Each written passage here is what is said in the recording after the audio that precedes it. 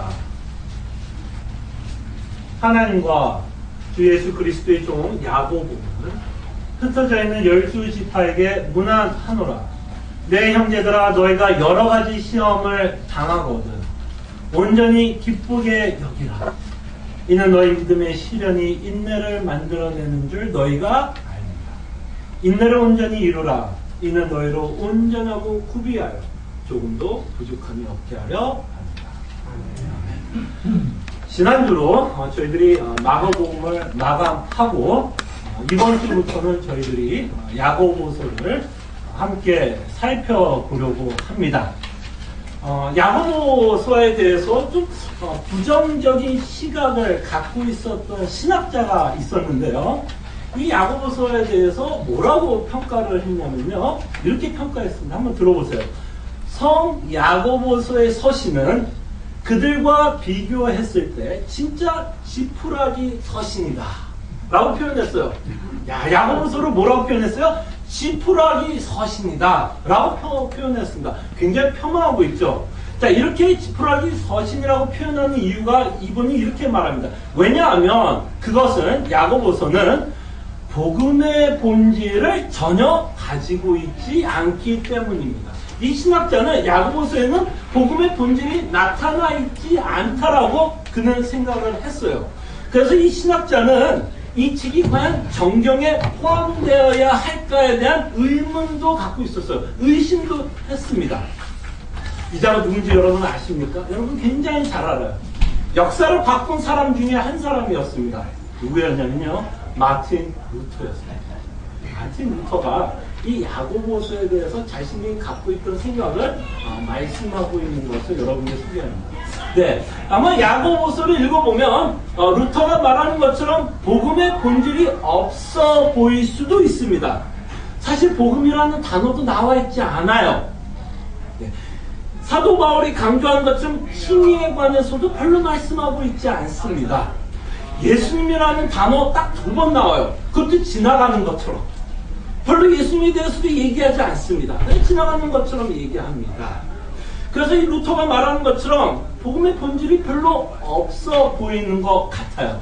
자, 그러나 만약에 야고보서가 정경에 포함되어 있다면 분명히 이 책도 하나님의 영감으로 쓰여진 책이고, 그래서 우리에게 교훈과 책망과 바르게 함과 의로 가르치기에 합당한 책이라는 것을 저희들이 의심하면 안 될 것이라 생각이 듭니다.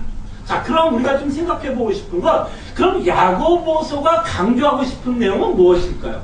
과연 야고보서가 강조하고 싶은 내용은 무엇일까요?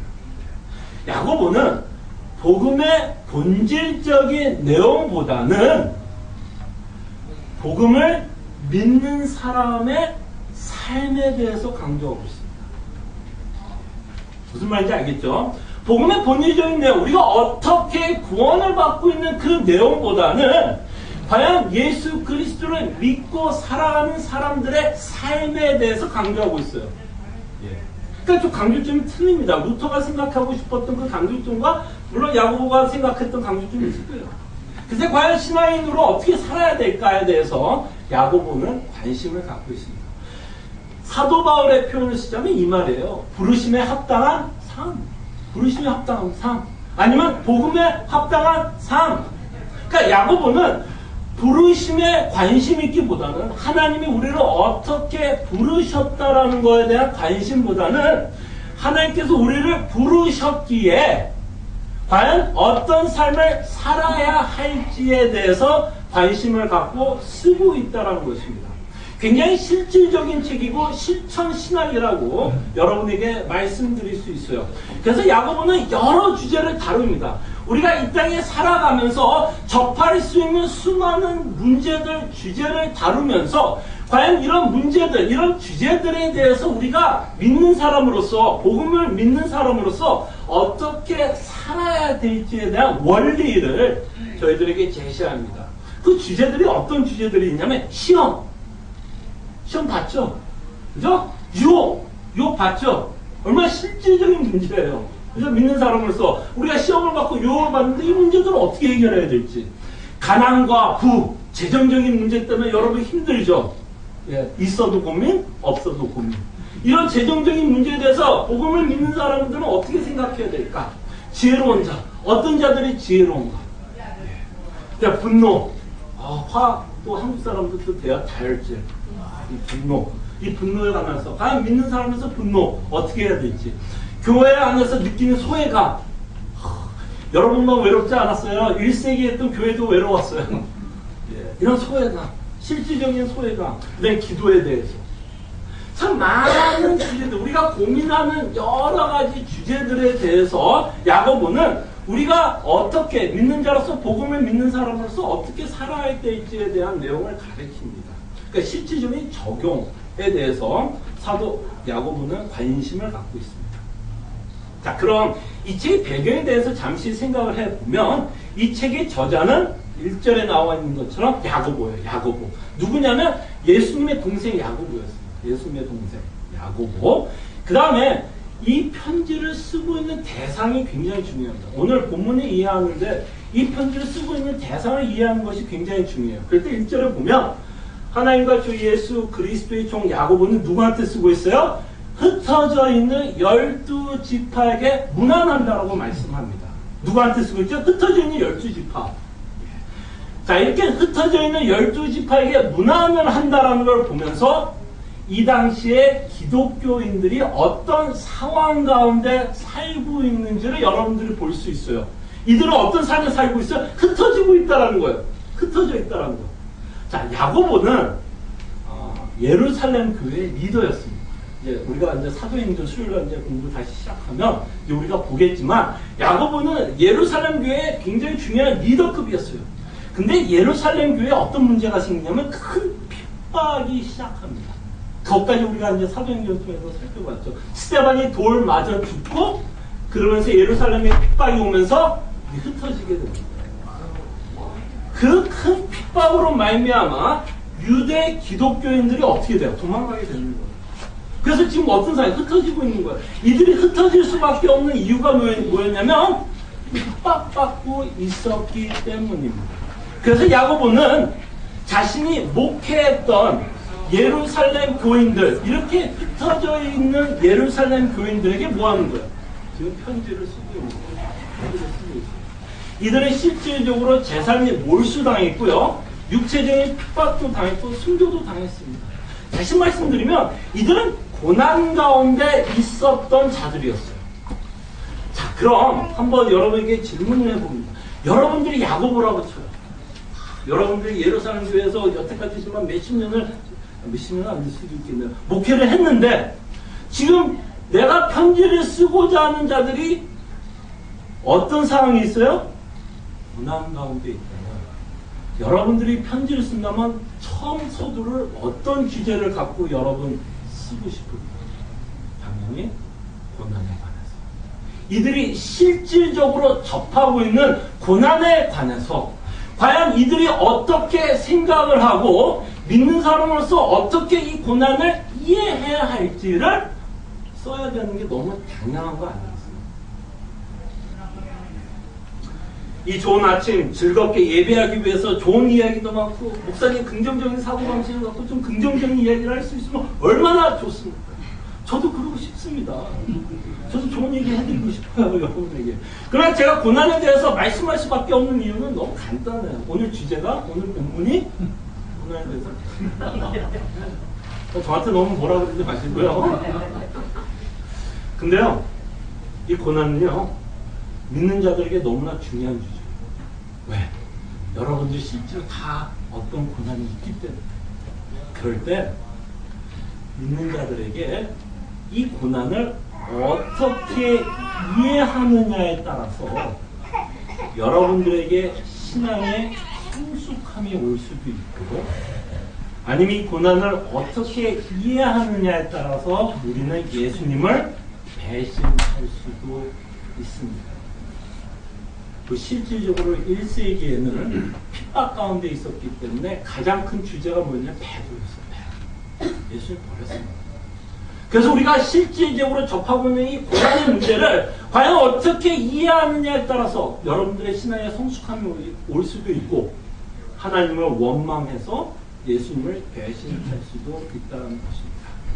자, 그럼 성경은 고난에 대해서, 특히 야고보는 이 고난에 대해서 뭐라고 말씀하고 있는지를 저희들이 본격적으로 좀 생각해 볼게요. 자, 2절을 보니까 내 형제들아 너희가 여러 가지 시험을 당하거든. 그래서 야고보는 처음에 이렇게 말합니다. 시험을 당하거든. 이렇게 말하고 있죠. 혹시 시험을 당하거든.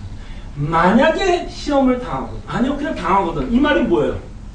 이 땅에 살면서 모든 기독교인들은 고난을 피할 수 없다는 얘기입니다. 야고보서는 굉장히 직선적으로 우리한테 말을 해요.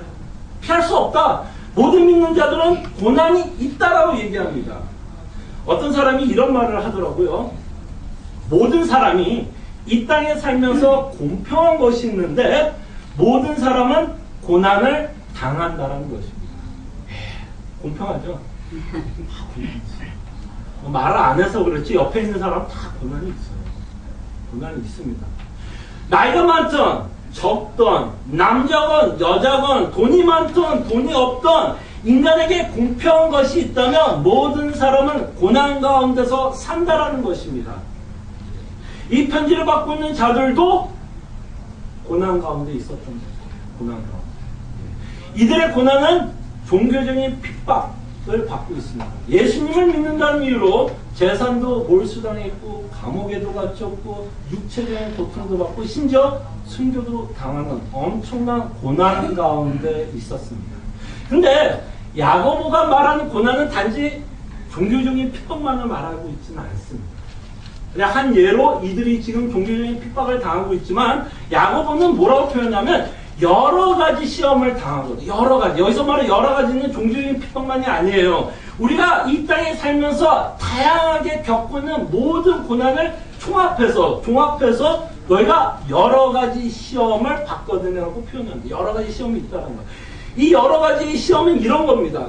감기에 걸려서 몸이 며칠 동안 아픈 것부터 시작해서 별거 아닌 것에서부터 시작해서 암에 걸려서 위를 잘라내는 수술까지도 다 포함됩니다. 걷다가 넘어져서 발목이 겹질려서 며칠 고생하는 것부터 시작해서 교통사고를 당해서 발목을 잘라내야 되는 그 아픔까지도 포함하고 있는 얘기입니다. 그러니까 100불을 어디에 두었는지 까먹어서 억울하다고 생각되는 그 아픔부터 내가 평생 일구었던 재산을 하루아침에 날려버리는 것까지도 포함하고 있는 여러 가지 시험입니다.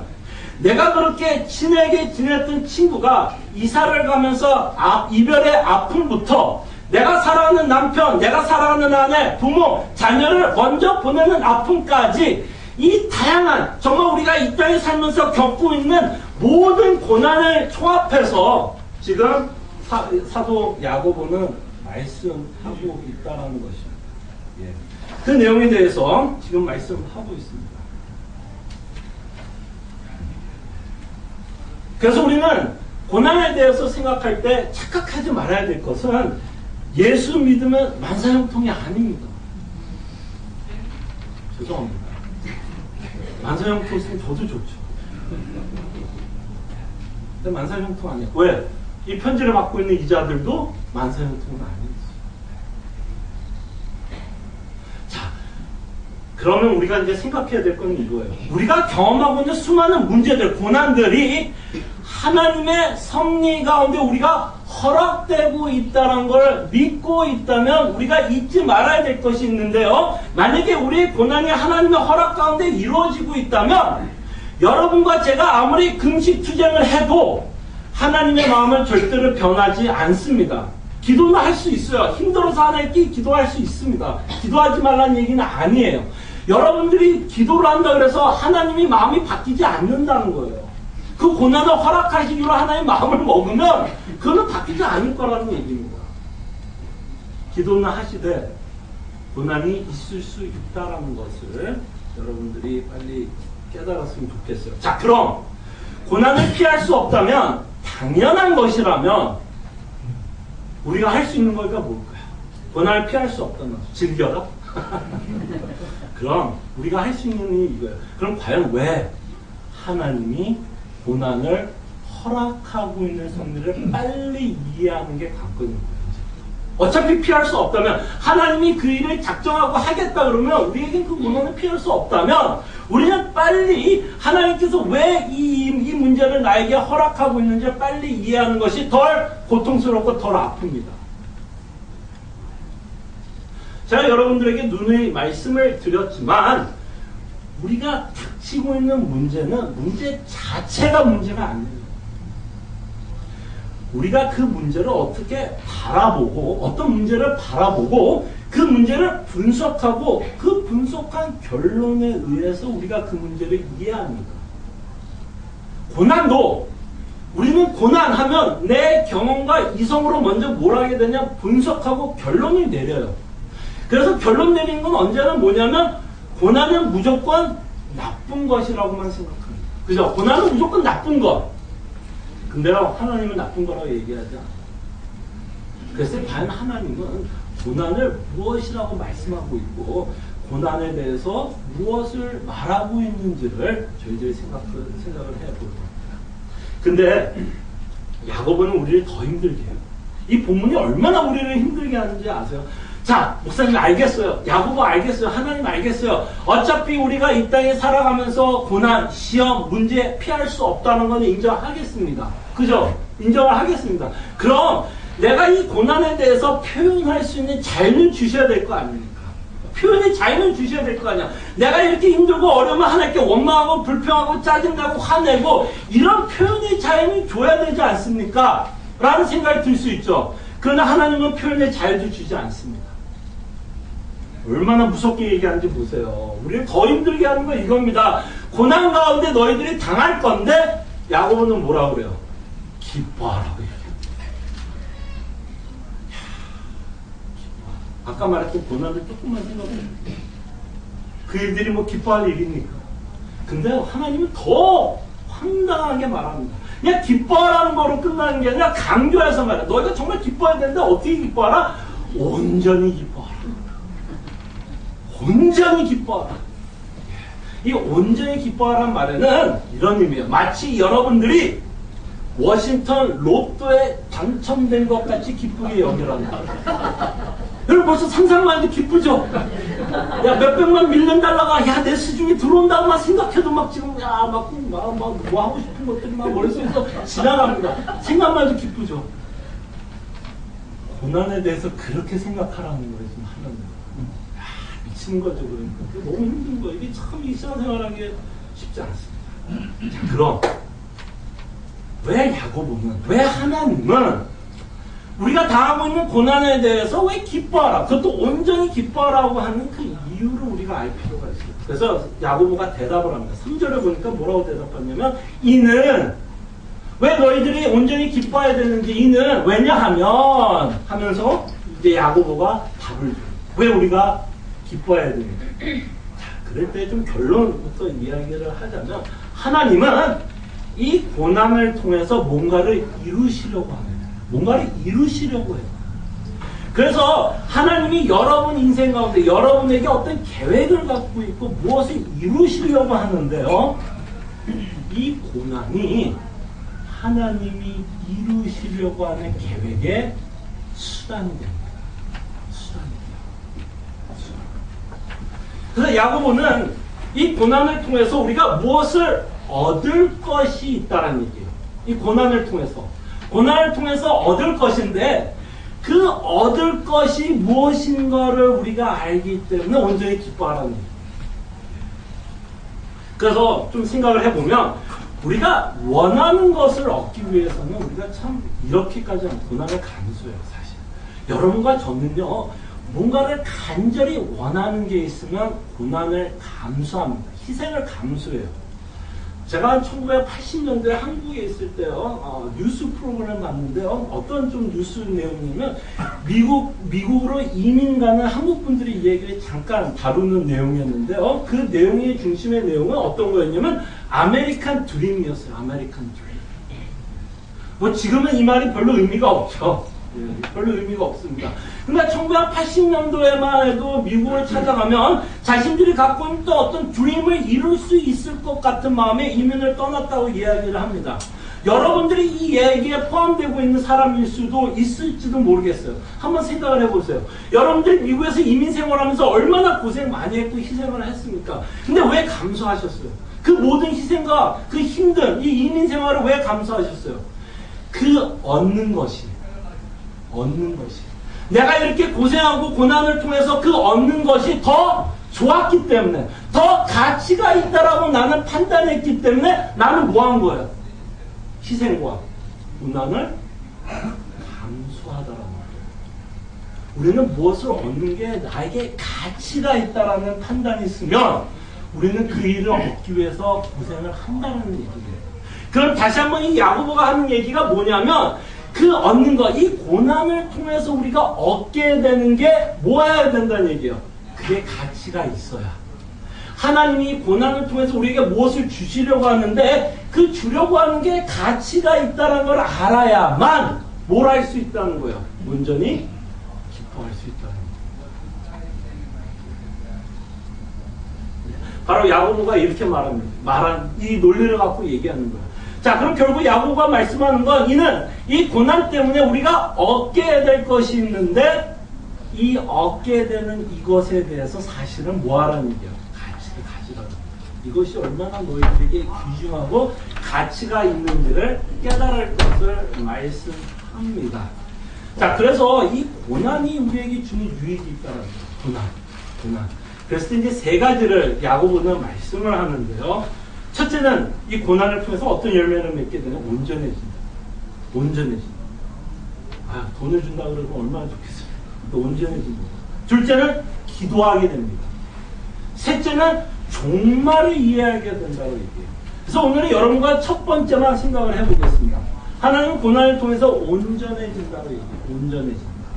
자, 3절의 내용부터 이제 보면 이 고난을 통해서 무엇을 이루는데요? 3절에 보니까 이는 너의 믿음의 시련이 뭘 만들어내냐면 인내를 만들어내는 줄 너희가 안다. 너희가 안다는 거, 이 고난을 통해서 뭔가가 이루어지고 있다는 걸 아는데 무엇을 알게 되냐면 인내가 생긴다는 걸 알게 됩니다. 자, 그랬을 때 고난이 있을 때 여러분들 시련이 있어요. 믿음의 시련이 있습니다. 이 시련이라고 말하고 있는 이 단어의 의미는 이 단어의 의미, 연단이라는 의미예요. 연단이라는 단어 알죠? 연단. 이 연단이라는 단어를 언제 사용하냐면 보석을 만들어낼 때 쓰는 단어예요. 여러분 혹시 결혼하신 분들 지금 여자분들은 지금 아마 반지를 끼고 있으면 아마 반지가 다이아로 만들어졌잖아. 다이아. 그럼 다이아 반지 보면 이게 막 이 빛이 들어오면 반짝반짝 찝니다. 그 반짝반짝한 게 얼마나 그 세고 하느냐에 따라서 뭐 다이아의 그 질이 그 가격이 바뀐다고 그러네요. 그러나 여러분들이 갖고 있는 그 다이아 반지가 처음부터 그런 모양을 갖고 있나요? 아니죠. 사실 그 다이아는 뭐였어요? 돌이었어요. 돌. 근데 그 돌이 엄청난 연단 끝에 여러분들이 끼고 있는 그 아름다운 보석으로 바뀌어진다는 것입니다. 그래서 이 연단을 통해서 하나님이 뭐 한다는 거예요? 여러분들은 보석처럼 만들어내시겠다는 거예요. 그럼 이제 어떤 보석이냐가 중요한 거죠. 과연 어떤 보석을 하나님께서 여러분 인생 가운데 만들어내는지. 첫째로 고난을 통해서 하나님은 여러분들에게 뭘 가르치기를 원하니? 인내를 가르칩니다. 인내. 고난을 통해서 여러분들 뭘 배우게 되냐면 인내를 배우게 되는데요. 이 고난 가운데 인내한다라는 말은 무슨 말이냐면 우리가 고난을 참고 견딜 수 있는 실력이 생겼다라는 거예요. 인내라는 의미가 무엇이냐면 이런 문제들과 고난, 문제들 가운데 그 문제들을 견딜 수 있고 참을 수 있는 실력이 생겼다는 것입니다. 근데 그 참을 수 있고 견딜 수 있는 실력이 어디에서 나오냐면 바로 복음에서 나옵니다. 복음. 바로 우리가 얼만큼 그 복음을 깨닫고 있느냐에 따라서 우리가 접하고 있는 문제들 가운데 인내하고 참고 견딜 수 있다는 것입니다. 자, 예를 들어서 한번 생각을 해봅시다. 우리가 겪고 있는 많은 고난 중에 하나가 있다면 그 고난은 돈과 연관될 때가 참 많아요.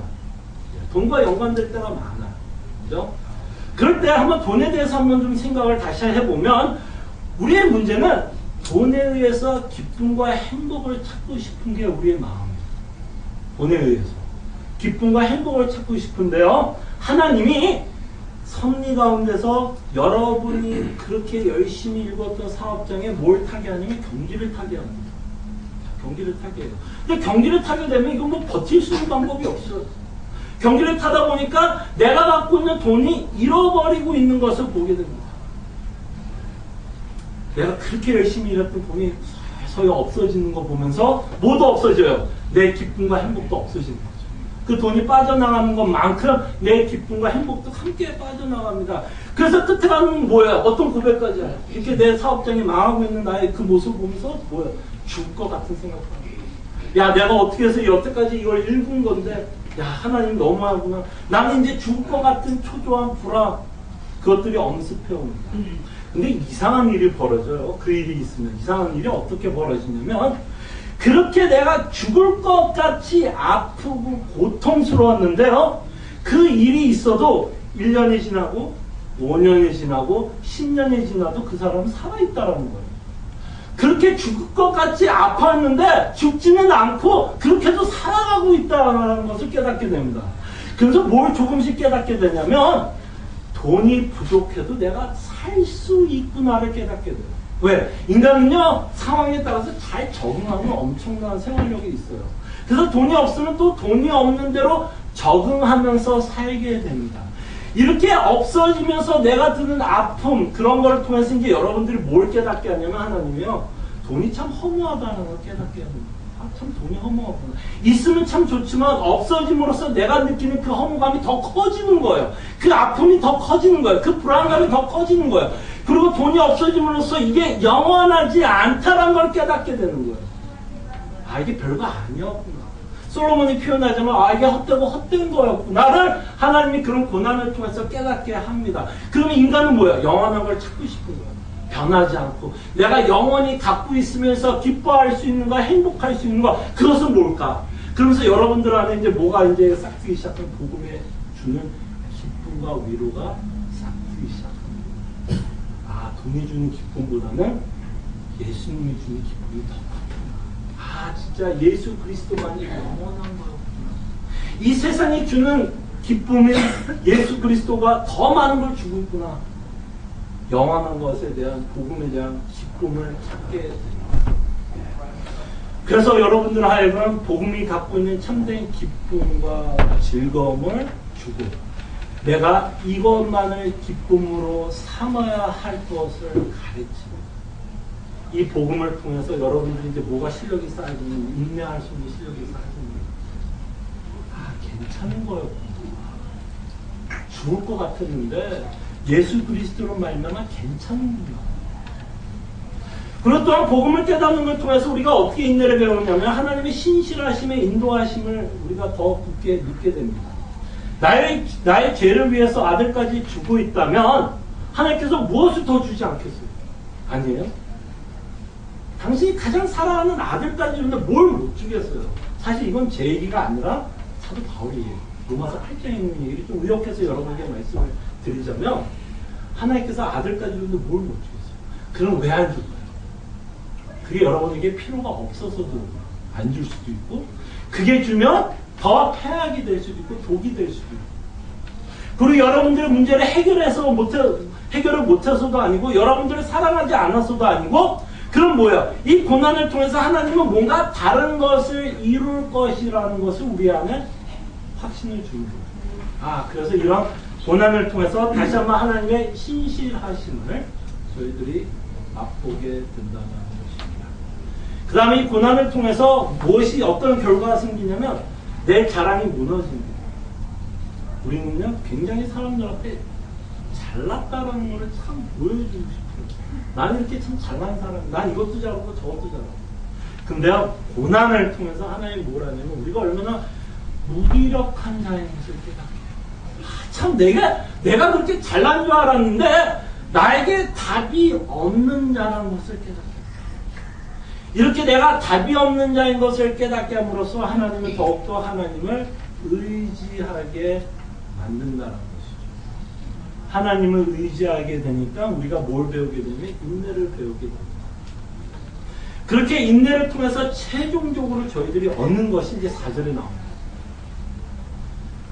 인내를 온전히 이루라. 이는 너희로 온전하고 구비하여 조금도 부족함이 없게 하려 함이라. 이 인내로 통해서 우리에게 열매를 맺기를 원하는 것은 온전함. 좀 엉뚱한 말 같지, 온전함. 이 온전하다라는 단어를 여러분들이 들어봤어요. 언제 들어봤냐면 예수님이 이런 말을 했어요. 하나님 아버지가 온전한 것 같이 너희도 온전하라. 그래서 결국 이 고난을 통해서 우리가 온전해진다면 결국 누구를 닮아가게 하는 거예요? 하나님을 닮아가게 하는 방법 중에 하나예요. 예, 여러분들이 지금 말씀한 것처럼 이 고난을 통해서 결국 무엇을 이루어가고 있냐면 예수 그리스도를 닮아가게 한다는 것입니다. 그럴 때 여러분들이 온전히 기뻐하려면 이게 가치가 있어요. 예수 그리스도를 닮아간다라는 이 말이 너무나 귀하고 가치가 있어야 사도 야고보가 말한 것처럼 뭐 할 수 있어요? 온전히 기뻐할 수가 있다는 거예요. 자, 그럴 때 우리가 이 본문을 통해서 우리가 알아야 될 건 뭐냐면 하나님이 여러분들의 인생을 뭘 만들려고 하는지 좀 초점을 맞춰주세요. 우리가 참 나쁜 게 뭐냐면 우리의 계획에 하나님이 제발 맞춰주기를 바라요. 그리고 하나님이 내 계획을 이루어질 때 우리는 굉장히 행복하고 기쁠 거라고 착각을 하는 게 우리의 문제입니다. 안 기뻐요. 어차피 이 땅의 것을 우리가 원하면 하나님께서 이 땅의 것을 여러분에게 허락한다 그래도 끝에 가서는 다 허무한 것 뿐입니다. 그럼 가장 온전한 게 뭘까요? 하나님의 계획이 여러분 인생 가운데 이루어질 때 그것이 여러분과 제가 가장 행복해요. 그럼 여러분 고난을 통해서 온전하게 이룬다는 것이 예수 그리스도처럼 변해가는 거라면 이것이 우리가 가질 수 있는 가장 큰 행복이라는 거예요. 여러분과 제가 그렇게 원하는 기쁨, 위로가 어디에서 찾게 되냐면 우리가 점점 예수 그리스도처럼 닮아갈 때, 장성한 분량에 이를 때, 신앙에 성숙해질 때 결국에는 우리가 기뻐할 수 있다는 것입니다. 얼마나 우리의 생각과 하나님의 생각이 다르다는 거 보세요. 우리는 언제나 하나님께 원하는 건 이 땅의 것을 하나님께 원하는데 하나님은 그렇지 않아요. 하나님은 어쩌면 여러분들이 이 땅에서 뭘 이루고 안 이룬 거에 별로 관심이 없을 수 있어요. 하나님이 진짜 원하는 건 뭘까요? 여러분의 인생 가운데서 하나님이 진정 이루고자 하는 게 뭘까요? 예수님처럼 되는 거예요. 예수님처럼. 어떻게 하면 나의 자녀들이 예수님처럼 될까가 하나님의 모든 포커스입니다. 하나님이 왜 여러분들을 구원했어요? 새로운 삶을 살아간다는 의미가 뭘까요, 여러분? 새로운 삶을 얻어서 이 땅에서 잘 사는 거? 이 땅에서 만사형통도 하고 천국 가는 거? 아니요. 새로운 삶을 얻어서 우리가 예수 그리스도처럼 살아가는 거. 그의 성품을 흉내내보는 것, 그의 행동을 한번 살아보는 것, 복음에 합당한 자의 삶을 살아가는 것, 부르심에 합당한 삶을 살아가는 것, 이것이 하나님의 계획이고 이렇게 살 때 인간은 가장 기쁘다. 결국 복음에 합당한 삶을 살기 위해서는 우리가 복음이 주는 기쁨이 있어야 그 합당한 삶을 살아내기 때문에 그 예수 그리스도처럼 닮아갈 때 우리는 가장 기뻐할 수 있다라는 것입니다.